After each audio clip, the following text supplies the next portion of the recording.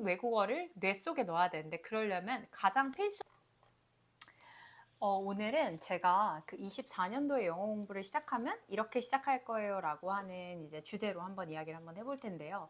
제가 이전에 이제 국내에서 이제 영어 공부를 한 1만 시간 정도를 하고 나서 이제 커뮤니티에서 이제 영어를 가르치고 그러면서 돌이켜 봤을 때 이제 영어를 완전 처음 시작을 한다면 어떻게 하면 좋을까에 대해 생각을 해봤는데요. 조금 길어서 아예 좀 적어 봤어요, 제가.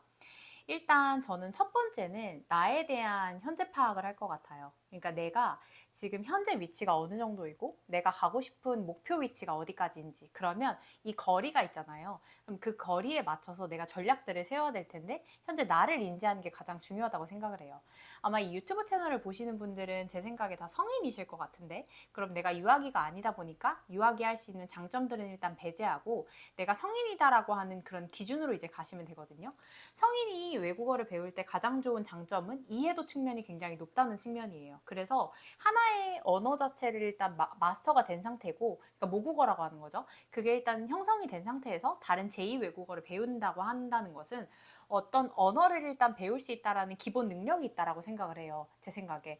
그러면 만약에 다른 언어를 배운다면 그 다른 언어에 맞춰서 그 전략들을 이제 배우면 되고 그거에 대한 이해도를 이제 맞춰서 하면 된다고 생각합니다. 그래서 성인들이 영어를 배우는 게 오히려 완전 저도 29살에 시작했거든요. 그러다 보니까 이게 오히려 더 가능하고 더 훨씬 더 빠르게 할 수도 있고 오히려 이해도 측면에서 된다면 그런 것 같습니다. 일단은 가장 중요한 건 이제 성인이 영어를 배우게 되면 이해도 측면이 일단 중요하고 두 번째라고 하는 건 어느 정도 임계치라고 하는 시간 투자를 해야 돼요. 근데 이 시간 투자를 왜 해야 되냐면 해당 언어를 익숙해지게 하는 데까지 필요한 감이라고 생각해 주시면 되거든요. 그러니까 예를 들어 운전 연습을 어느 정도 하다가 좀 안 하고 다시 해도 운전을 할 수 있고 예를 들어 수영을 쭉 배우다가 수영을 좀 안 하고 다시 해도 할 수 있듯이 언어라고 하는 것도 어느 정도 일정 이상 수준을 배워놓고 그 다음에 조금 쉬고 다시 해도 할 수 있을 만한 그런 감을 만들어놔야 된다고 생각해요. 그다음에 두 번째 같은 경우는 이번에 상대에 대한 파악인데 그럼 상대 해당 언어, 내가 목표로 하고 있는 그 타겟 언어가 무엇인지에 대해서 생각을 해보면 됩니다. 일단 오늘은 영어에 대해서 이야기를 할 거니까 제2외국어로 영어를 한번 생각해 볼게요. 테드에 이제 영어 사용자가 99% 모르는 세 가지 비밀이라는 그 편이 있어요. 제가 그 편을 되게 재밌게 봤었는데 여기에서 나와 있던 세 가지를 꼭 알게 되면 언어 자체에 대한 이해를 굉장히 할 수 있다고 생각해요. 여기서 나왔던 첫 번째는 영어 자체가 글자랑 소리랑 전혀 어울리지 않는 단어. 예를 들어 SAID 말했다라는 단어가 있는데 이걸 said라고 말을 하죠.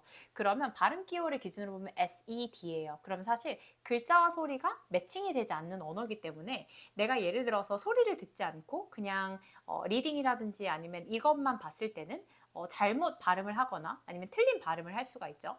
특히 과거 분사라든지 뭐 그런 것들은 우리가 한국인들이 많이 틀리는데 그 이유가 글자랑 그 다음에 이 소리가 언어랑 소리가 연결이 되지 않는 언어여서 그렇습니다. 여기서는 이 문장이 Can I have a bit of egg라는 게 있어요. 근데 실제로 이거를 쭉 말해보면 Can I have a bit of bag 이렇게 발음을 할 수가 있거든요. 그러면 끝에 egg는 egg 발음이 되지 않고 bag라고 발음이 돼요. 그러면 사실 배그가 도대체 뭐야? 라고 생각할 수 있는데 이건 원어민들이 말을 하면서 링킹, 연결음이 일어났구나 라는 걸 생각해 줄 수 있습니다. 이게 그냥 영어 언어에 대한 이해인 것 같아요. 그 다음에 세 번째는 뭐냐면 콜로케이션이라고 하는 것이 있어요. 영어에서는 이유 없이 따라 나오는 작은 단어들의 집합인데 예를 들어 fall in love 이런 거 사랑에 빠지다. 그 다음에 뭐 아니면 Merry Christmas 이렇게 얘기를 하잖아요. 우리가 Happy Christmas라고 하지 않는 것처럼 그래서 정해진 말들의 조합들이 있는데 이것들이 영어에 그냥 보편하게 돼 있고 만약에 내가 이런 것들을 그냥 많이 알고 있고 익숙해져 있다. 그러면 그때부터는 듣는 게 익숙해지고 그럼 내가 그 말을 할 수 있게 되고 회화가 좀 유창하게 나오는 것 같아요. 그래서 두 번째까지는 이제 상대 언어인 그것들을 이제 잘 알아볼 것 같고요. 세 번째 이제 제가 만약에 24년도 영어 공부를 시작한다면 인풋에 해당하는 부분을 이제 설명을 드릴 텐데요. 단어를 공부하는 것도 좋고 알파벳을 모르면 알파벳부터 해야 되겠죠. 그다음 문법 공부를 하는 것도 필요한데 저는 이거를 그냥 통합적으로 암기를 할 것 같아요. 통암기를 진행을 할 것 같은데 이유는 뭐냐면 내가 단어를 하나를 외웠는데 이 단어가 만약에 어떤 외국인들이 쓸 때는 이 내가 명사라는 단어를 외웠는데 이 단어가 어떤 동사랑 호응이 안 되는 단어예요. 근데 나는 썼어. 왜냐면 한국말로는 의미가 된다고 생각을 해서. 그렇게 되면 결국 내가 하는 말을 원어민들은 못 알아듣게 되기 때문에 의미가 없다라고 생각이 들어요. 그래서 어떤 말의 덩어리 단위라든지 이게 자주 호응이 되는 것들은 그냥 같이 뭉치로 이렇게 외우는 게 가장 좋다고 생각을 해요. 그래서 저는 통함기가 좋고 문법 같은 경우도 처음에 이해도적인 측면에서 간단하게 보면 되는데 굳이 그렇게 많이 할 필요도 없고 사실 그냥 중학교 수준을 대한민국에서 정규 교육과정을 중학교 이상으로 받았다. 그럼 사실 문법을 안 해도 된다고 저는 좀 생각하는 편인데 근데 지식은 소멸이 됐잖아요. 그러다 보니까 내가 그냥 궁금한 것들을 그냥 한 권을 사서 그냥 한번 훑어보는 정도로 그러니까 그때 배웠던 문법들이 좀 살아나는 정도로만 기억을 하면 될 것 같고요. 그다음에 문법적인 것보다는 오히려 그 단어 자체의 품사를 알고 있는 게 더 좋은 것 같아요. 예를 들어서 오프라고 하는 게 뭐 전치사도 되고 부사도 되고 이런 상황을 알게 되면 아 오프 뒤에 뭐가 안 붙어도 되겠구나 아니면 뭐가 붙었네 그럼 이때 전치사로 활용이 되는구나 하는 이해도가 넓어지거든요. 그래서 문장 자체를 뭔가 분석을 하고 그러다기보다 아 그냥 좀 융통성 있게 넘어가는 근데 그런 부분들이 좀 필요한 것 같아요. 그래서 제 생각에는 저는 단어나 문법 공부 이런 거보다도 그냥 어떤 컨텐츠를 기준으로 통함기를 진행을 할 것 같고요. 제가 추천드리는 통함기 컨텐츠는 만약에 내가 완전 영어가 처음이다 그러면 디즈니 애니메이션에 있는 겨울왕국이라든지 뭐 인사이드 아웃 이런 것들을 이용해서 재미를 해줄 수 있는 그런 컨텐츠를 볼 것 같고 저는 윈피키드를 가지고 이제 통암기를 진행을 했었거든요. 저도 1, 2, 3, 4, 5권까지 암기를 했었는데 1권은 또 다시 보고 있어요. 암기를 해도 내가 그 말을 내가 할 수 있을까라는 생각이 들 때까지 좀 계속 해주는 게 좋고 자주 봐주는 게 좋거든요. 근데 통암기를 하는 가장 큰 이유가 제 생각에는 어떤 그 영어라는 그 길이 뇌에 없어요, 현재. 그러면 그 길을 새로 만들어주는 작업을 한다고 생각해 주시면 돼요. 그래서 어떤 내가 틀을 만들게 되면 그 틀을 만들고 나중에는 그거에 맞춰서 어떤 재료를 담는 개념이거든요. 그러니까 주제에 맞춰서 뭐 내가 좋아하는 걸로 할 수도 있고 근데 그 전에 만약에 사전 틀이 없으면 이것도 과정이 너무 힘들기 때문에 그 틀을 좀 맞춰주는 과정이 먼저 필요하다고 생각합니다. 그래서 암기를 통해서 영어라는 어떤 그릇을 크게 만들고 그 다음에 좀 세부적으로 필요한 것들을 꼼꼼히 학습하게 될 때 그때는 이제 더 추가적인 공부를 하게 되겠죠. 뭐 그때는 이제 문법도 더 필요하고 아니면 내가 뉘앙스라든지 그런 것도 필요한데 처음부터 이 모든 것을 되게 디테일하게 가져가면 결국 놓치게 되니까 가장 큰 건 먼저 이제 가져가고 그 다음부터 세부적으로 가져가는 게 좋은 것 같아요. 독서를 할 때도 왜 사람들이 처음에 책을 읽는데 주제 독서 이런 걸 하진 않거든요. 그러니까 처음에는 그냥 일단 읽고 베스트셀러부터 읽고 읽을 수 있는 대로 읽고 독해력이라고 하든지 아니면 나의 스태미나 근육을 기르는 연습을 많이 해요. 그러다가 책의 재미가 붙들어지면 그 다음부터는 독서법이라는 것에 관심을 갖고 한 권의 책을 읽고 어떻게 더 효율적인 방법을 낼 수 있을까 그 다음에 내가 어떤 한 주제에 깊이 파고들면 어떻게 또 관점들을 볼 수 있을까 이러면서 주제 독서도 하게 되고 그러면서 어떤 내가 관심 있는 것에 흥미를 쏟고 그러면서 이제 몰입을 하게 되는데 영어도 이런 과정을 비슷하게 겪는다고 생각해요. 가장 먼저 틀이라고 해서 전반적으로 좀 암기를 먼저 진행을 하고 그런 다음에 내가 필요한 부분들 아니면 부족한 부분들을 약점을 찾아서 그걸 또 연습을 하고 그 다음에 내가 좋아하는 콘텐츠에 따라서 그거를 덕질이라고 하죠. 그래서 그런 것들을 많이 해주다 보면 내가 영어가 재밌어지고 잘하고 또 많이 하고 싶고 그러다 보면 좀 실력이 늘게 되는 그런 과정이 있다고 생각해요. 그리고 이 영어가 강세 기반의 언어라는 거죠. 예를 들어서 여기 나와 있던 이 테드의 예시가 뭐였냐면 어떤 4살짜리 아이가 스파게티를 먹으러 이제 파스타집에 갔어요. 근데 그 아이가 스파게티라는 말을 못해서 파스파게티 이렇게 얘기를 한 거예요. 그러면 웨이터는 그거를 피자로 알아듣지 않고 스파게티로 알아듣는다는 뜻이죠. 그러니까 결국 그 강세를 주는 부분에 단어가 정확하게 강세가 들어가면 발음이 조금 틀리고 그래도 충분히 원어민들 사이에선 의사소통이 된다라는 뜻입니다.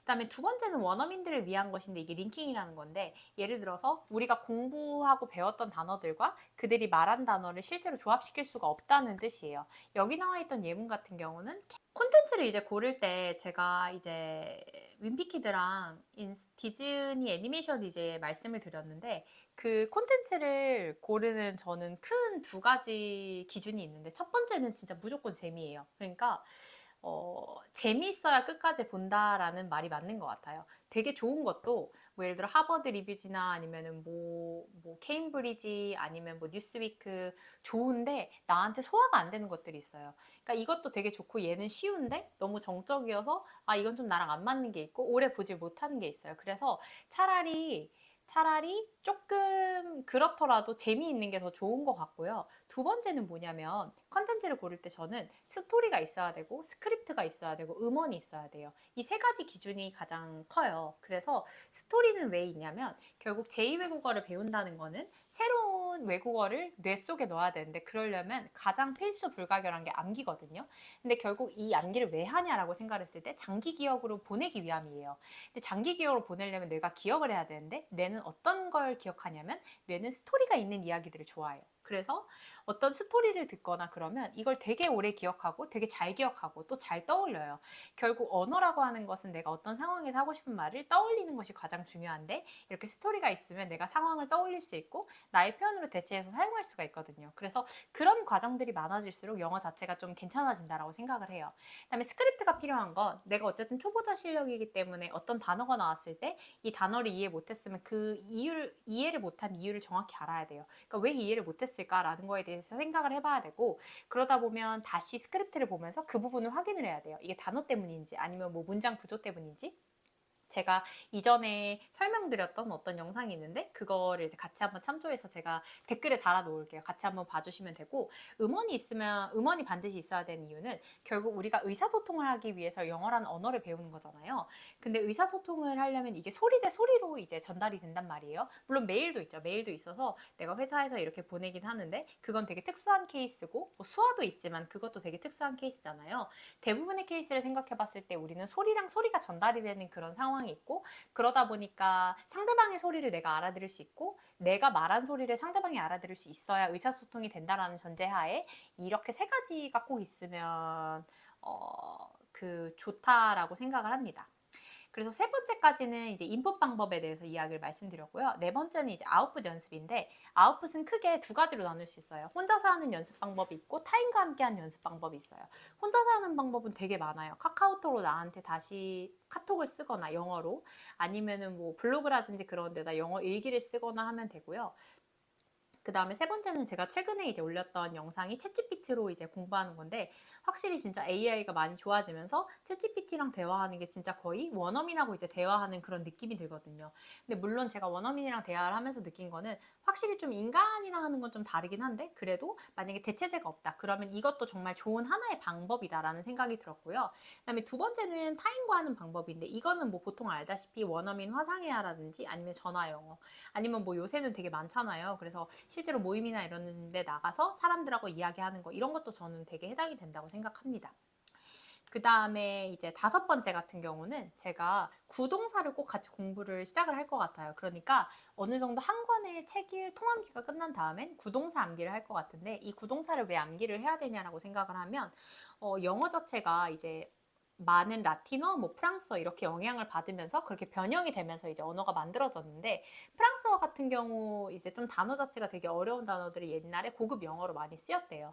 근데 그것들이 어려워서 뭐 이제 다른 전치사나 부사를 이용해서 쉬운 언어들로 만들어진 게 이제 구동사의 형태가 되는데 이 구동사 형태는 원어민들이 일상에서 정말 많이 쓰고 밥 먹듯이 쓴다 이렇게 표현을 하고요. 실제로 네이티브 스피커들 사이에서는 굉장히 많이 사용이 되고 그리고 이렇게 사용되는 이유는 굉장히 쉽고 빠르게 의사 전달을 할 수 있어서 그렇다라고 하더라고요. 그래서 뭔가 좀 덜 격식적인 자리에서 그냥 일상적인 대화에서는 아 구동사가 정말 자주 사용되는구나 이런 생각을 좀 해주시면 될 것 같습니다.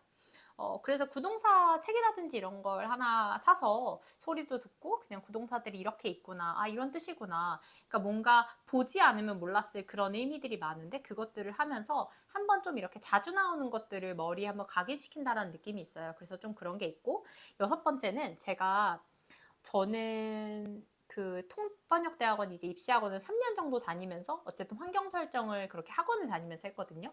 여섯 번째는 사실 환경 설정에 대한 이야기인데요. 내가 만약에 처음에 의지가 너무 없어 그러면은 독학도 괜찮긴 하고 유튜브도 괜찮긴 한데 이걸 끌고 가줄 어떤 리더가 있으면 제일 좋아요. 그 어떤 사람이 있으면 좋고 내가 어느 정도 책 한 권을 암기할 때까진 그래도 뭔가 나에게 도움을 줄 사람들 그런 것들을 이제 뭐 스터디라든지 이런 거 통해서 오픈 채팅방이라든지 카페라든지 아니면 인스타라든지 되게 방법이 많잖아요. 그런 것들을 통해서 사실 꼭 구하는 게 가장 좋고 그다음에 내가 어느 정도 한 권 정도 암기도 하고 이제 좀 어느 정도 스스로 습관도 잡혔다. 그럼 이제 그때부터는 혼자 하시는 게 너무 좋고 시간적으로도 되게 세이브가 되는데, 제가 여기서 이제 드리고 싶은 말씀이, 이제 뭐 정리라고 하는 부분이 있어요. 단어 정리, 모르는 걸 이제 단어 정리를 해야 되고, 그 다음에 이제 내가 만약에 좀 몰랐던 표현들이나 하고 싶은 말들을 이제 적는 그런 어떤 정리장이 있겠죠. 자신만의 노트. 근데 저는 그때 정리가 너무 처음이어서 정리를 어떻게 해야 되는지도 모르고, 그래서 단어를 이제 모르는 게 나오면 다 적었다가 한 단어 개수가 한 8,000개까지 된 거예요. 그리고 이디엄이 한 2,000개? 그럼 한 1만 개 정도가 됐거든요. 근데 이 정리는 항상 어떤 용도여야 되냐면, 내가 다시 보고 다시 기억하기 위해서 정리를 해야 돼요. 만약에 그걸 다시 볼 시간이 없으면 차라리 정리를 안 하는 게 낫거든요. 그냥 차라리 궁금하고 그냥 다음에 나올 때까지 기다리는 게 더 나아요. 저는 되게 정리를 위해서 정리를 했던 것 같아요. 근데 이게 정말 바보 같은 짓인데, 정리는 항상 내가 복습하기 위한 용도로, 그리고 다시 보기 위한 용도로 꼭 정리를 하고, 그 복습 시간을 꼭 반드시 놓는다면 너무너무 좋은 도구이다. 이렇게 말씀드리고 싶습니다. 그래서 오늘은 여기까지 마무리할게요. 감사합니다.